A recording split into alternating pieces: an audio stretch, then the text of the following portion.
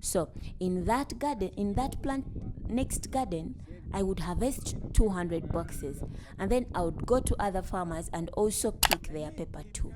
But having records is very good. Recording is so good.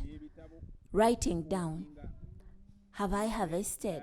I've bought this chemical. How much have I bought it? I've sprayed this day. How many jerry cans of liters have I sprayed?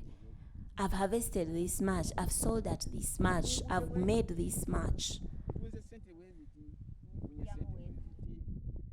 I started to make records on the 2-acre garden. That's when I started to take records of what is going on in my garden.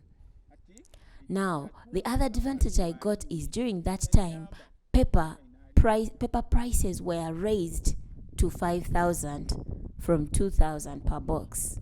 Now, from that second plantation, me who was driving a bicycle, I benefited from it. I made a profit of 8 million. Now, from that 8 million, I bought a car. I bought a pickup Toyota. I bought it 2.5 million. And then I remained with 5.5 million.